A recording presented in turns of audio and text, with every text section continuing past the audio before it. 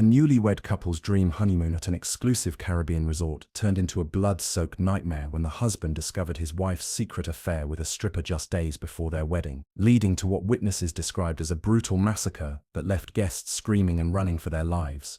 But 3 months later, when police finally pieced together the security footage and hotel records, they uncover evidence so shocking that it completely changes everything they thought they knew about that horrifying night, revealing a truth that would make even the most experienced detectives question everything they believed about love, betrayal, and revenge.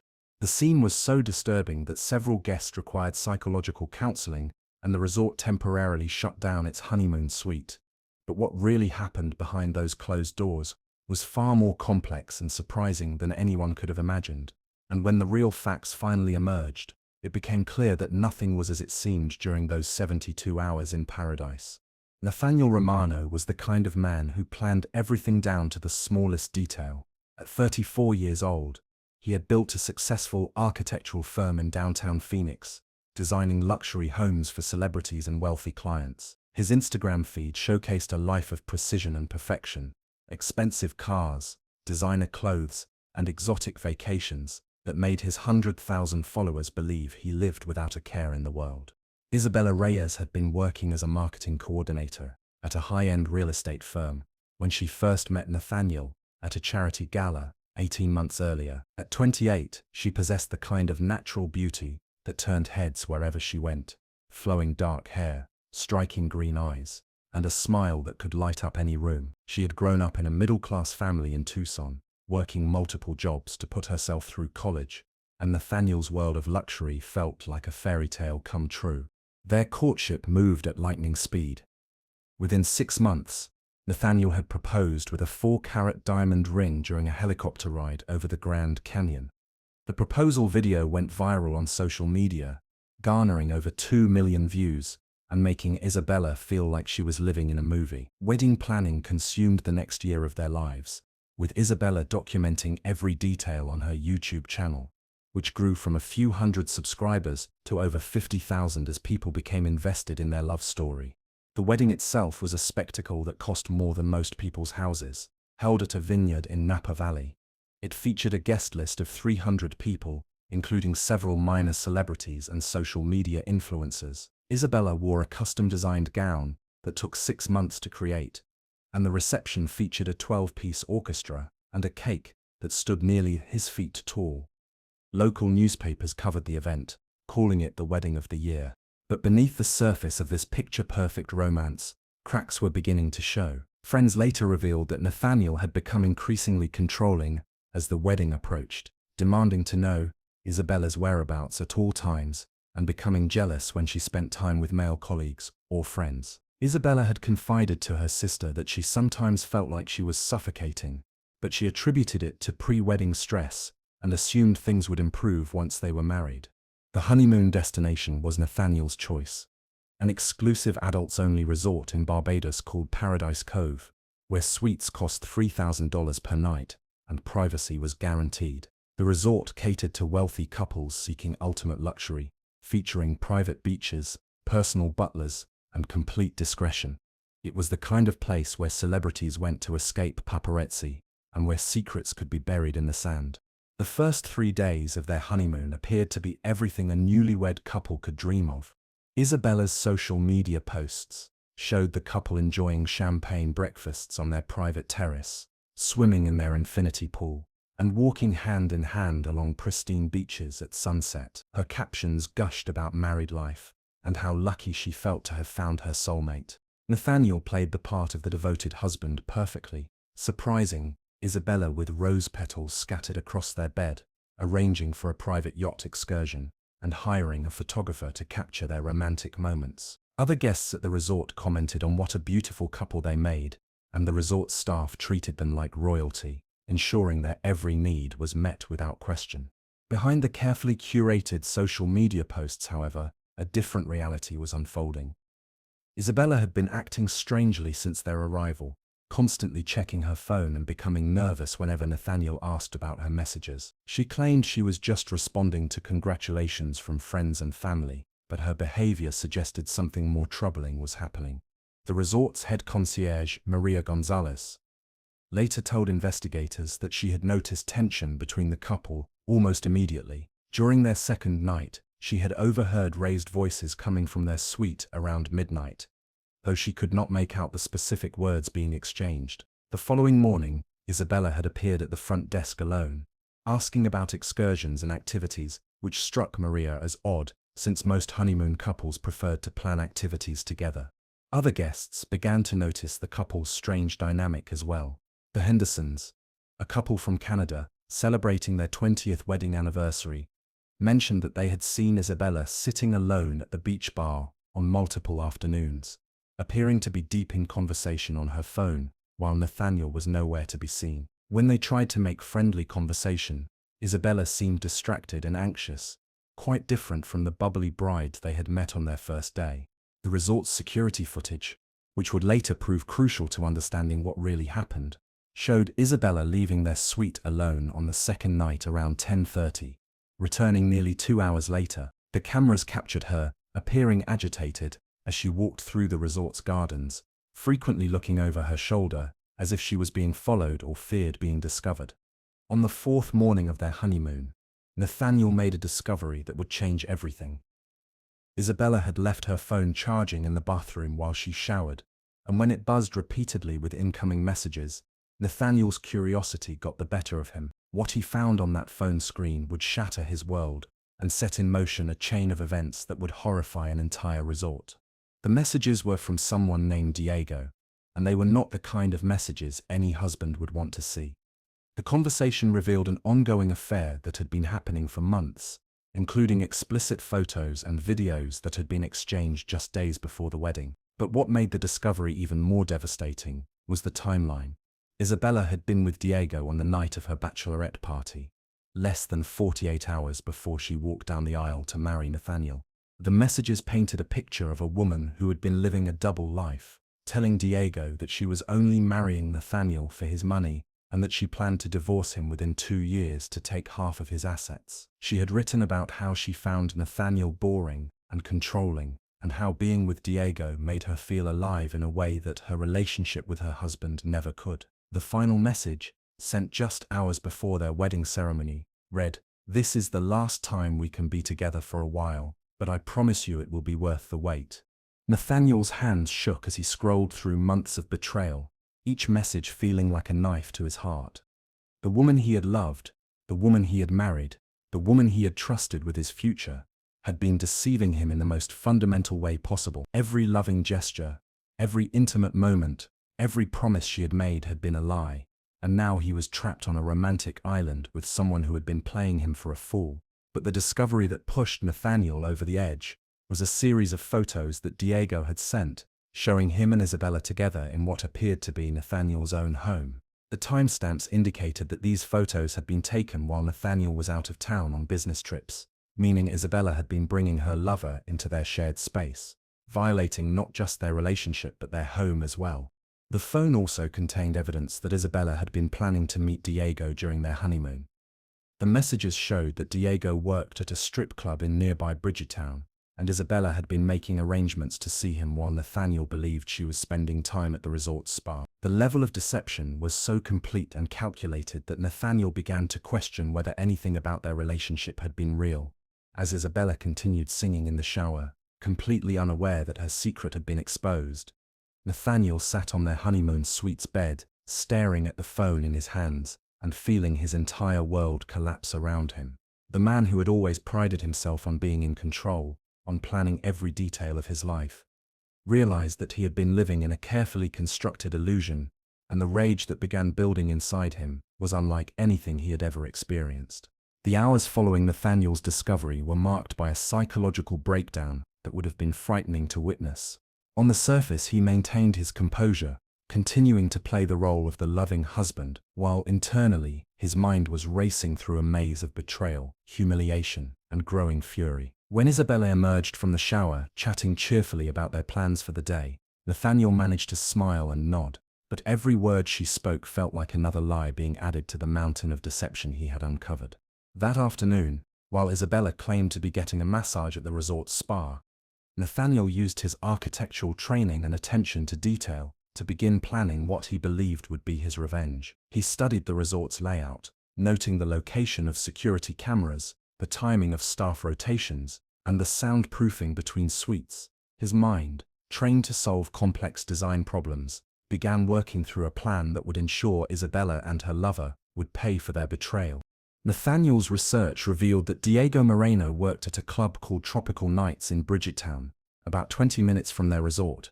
Using a fake social media account, Nathaniel began gathering information about Diego's schedule, his friends, and his habits. What he learned only fueled his rage further. Diego had been bragging to his co-workers about his relationship with a wealthy married woman, showing off expensive gifts that Isabella had bought him with what Nathaniel now realized was money from their joint account. The psychological toll of maintaining his facade while planning his revenge began to show in subtle ways. Resort staff later reported that Nathaniel had become increasingly demanding and short-tempered, complaining about minor issues with their service, and becoming agitated when things did not go exactly as he expected. The head bartender mentioned that Nathaniel had been drinking heavily, often sitting alone at the bar after Isabella had gone to bed, staring into space with an expression that made the staff uncomfortable. Isabella, meanwhile, remained oblivious to the fact that her secret had been discovered. She continued her performance as the happy newlywed, posting romantic photos and sending messages to Diego whenever she thought Nathaniel was not paying attention. The messages during this period showed that she was planning to meet with Diego on their final night at the resort, believing she could sneak away while Nathaniel slept and return before he noticed her absence. On the 6th day of their honeymoon, Nathaniel made a decision that would change everything. He used his connections in the construction industry to arrange for certain supplies to be delivered to the resort under the guise of a romantic surprise for Isabella. The delivery included theatrical props that he had ordered online, including fake blood, special effects makeup, and sound equipment that would be crucial to his plan. The final piece of Nathaniel's preparation involved setting up multiple cameras throughout their suite, hidden in locations where they would not be easily detected. His plan was to document everything that was about to happen, ensuring that there would be evidence of Isabella's infidelity and his response to it. What he did not realize was that his hidden cameras would eventually be the key to revealing a truth that was far more complicated than anyone could have imagined. The 7th night of their honeymoon was when everything came to a head. Isabella had told Nathaniel she was feeling unwell and wanted to go to bed early, but he knew from her messages that she was actually planning to sneak out to meet Diego, who had arrived at the resort earlier that evening, under the pretense of being a maintenance worker. The stage was set for a confrontation that would shock everyone involved and leave lasting trauma for the resort's guests and staff. At approximately 11:30 that night, guests in the surrounding suites were awakened by sounds that would haunt them for months to come. What they heard through the walls was a symphony of horror, screaming, crashing furniture, and what sounded like someone begging for their life. The sounds continued for nearly 20 minutes, with periods of terrifying silence punctuated by renewed chaos that suggested something unspeakable was happening in the Romano suite. Guest testimonies from that night painted a picture of absolute terror. The Hendersons, staying in the adjacent suite, reported hearing Isabella's voice screaming for help, followed by a man's voice shouting about betrayal and lies. They also heard what sounded like another male voice, presumably Diego, pleading for his life and claiming that he had been deceived about Isabella's marital status. The sounds of breaking glass and overturned furniture suggested a violent struggle was taking place. Maria Gonzalez, the head concierge, was the first staff member to respond to the frantic calls from guests.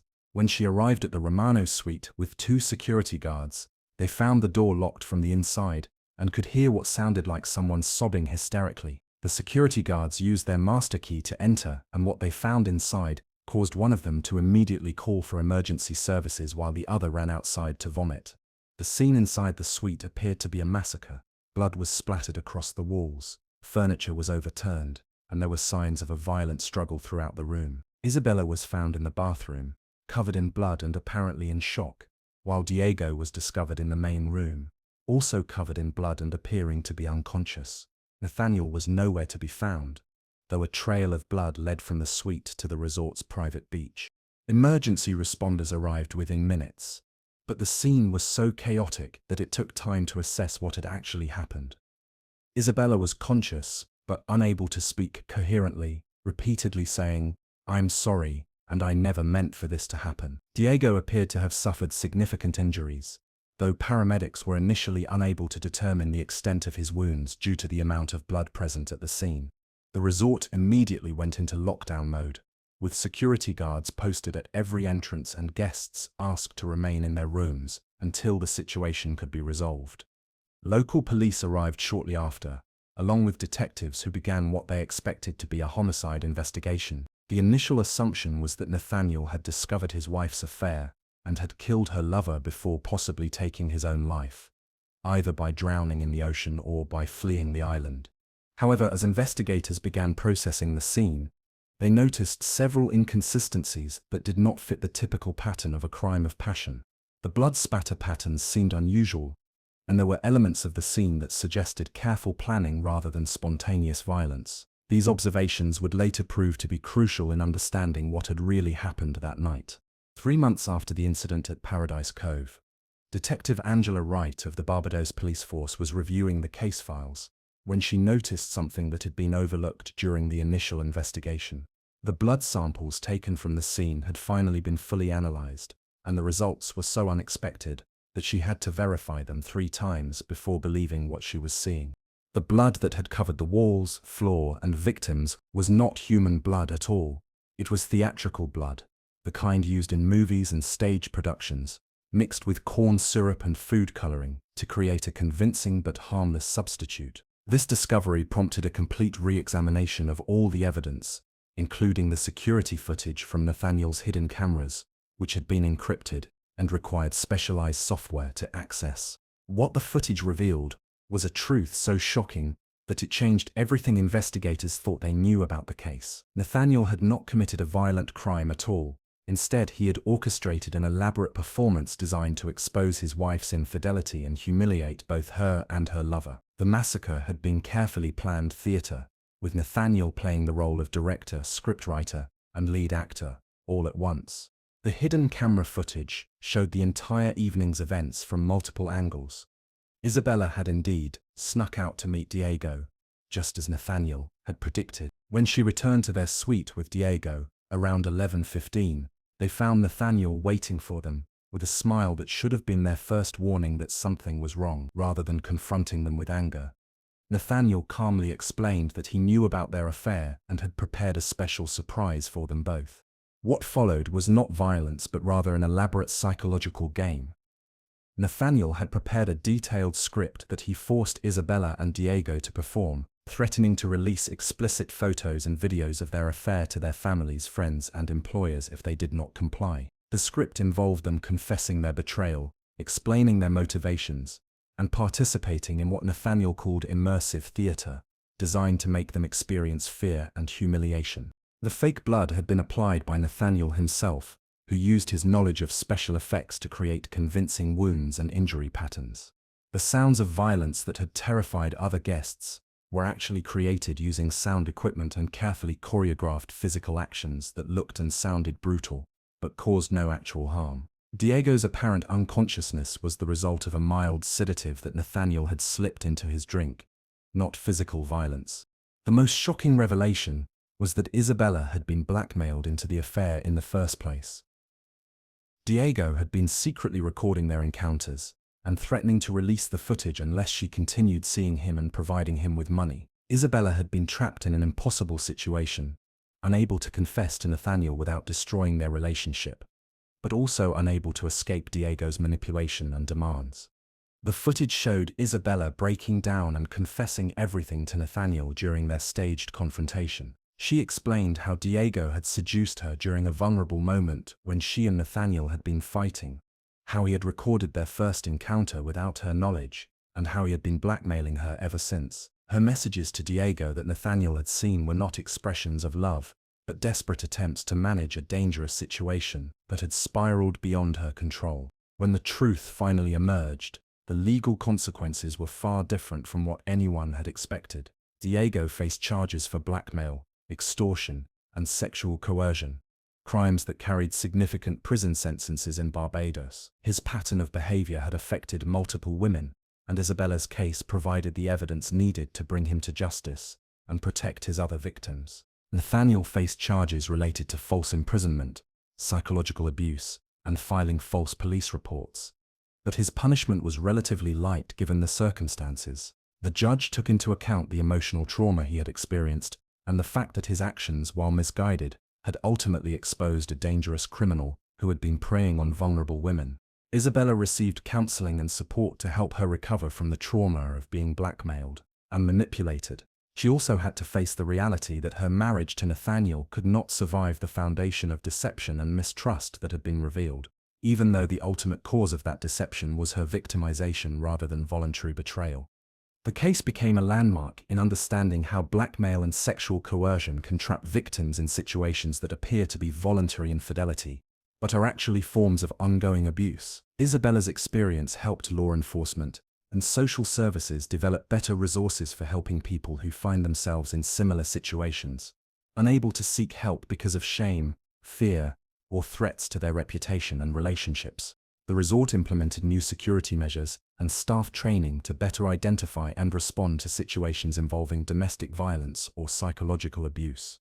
The incident also led to changes in how local law enforcement investigates cases that initially appear to be crimes of passion, with more attention paid to underlying patterns of manipulation and coercion that might not be obvious at first glance.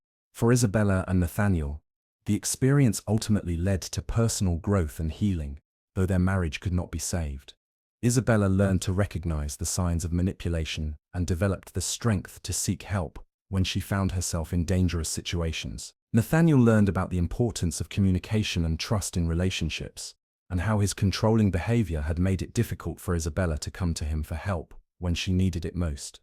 The most important lesson from their ordeal was that relationships built on secrets and fear cannot survive, but that sometimes the most devastating betrayals are actually cries for help from people who feel they have no other options. True intimacy requires creating safe spaces where partners can be vulnerable and honest, even when the truth is difficult to hear. This case reminds us that the people we love might be fighting battles we know nothing about, trapped in situations that seem impossible to escape. If you or someone you know is being blackmailed, manipulated, or coerced, remember that there are resources available to help, and that shame should never prevent you from seeking the support you deserve. Have you ever found yourself in a situation where you felt you had to keep secrets to protect someone you loved? Share your thoughts in the comments below, and do not forget to subscribe to True Crime Seat for more stories that explore the complex psychology behind the crimes that shock us. Next week, we will examine the case of a missing person who was found living a completely different life just 50 miles from where they disappeared, and how their family's search led to uncovering a network of people who had all chosen to vanish from their old lives for reasons that will surprise you.